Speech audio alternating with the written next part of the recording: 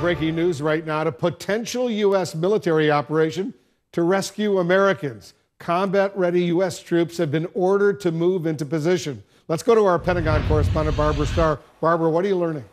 Wolf, good evening. Tonight we are learning that 80 heavily armed U.S. troops have landed in the nation of Gabon in West Africa. Let's put the map up and show everybody what we're talking about. They are in Gabon on standby, heavily armed, also with aircraft to be ready to go to the east into the Democratic Republic of Congo, where violence has broken out for several days following very unsettled elections in that country. They are ready to go in and protect the U.S. Embassy, but also ready to go in and rescue Americans out of that nation if it becomes necessary.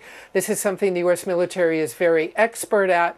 I think it's quite significant that when Congress was notified about this today, we learned that they went with combat equipment. So they are ready, if ordered, to cross the border, go into the Democratic Republic of the Congo. And we are also told that more troops besides the initial contingent of 80 may be sent if it comes to that, Wolf. Yeah, and the president actually, as you point out, wrote this letter to Congress. I'll read with the first sentence. The first of these personnel arrived in Gabon on January 2nd, 2019, with appropriate combat equipment and supported by military aircraft. Is the U.S. military taking this precaution to prevent the loss of U.S. life, similar to what happened when that diplomatic mission was overrun in Libya and Benghazi? One of the great lessons, tragic as all of it was, out of the Benghazi attack on the diplomatic compound is Africa is a continent of vast distances. The U.S. military has to be ready, has to pre-position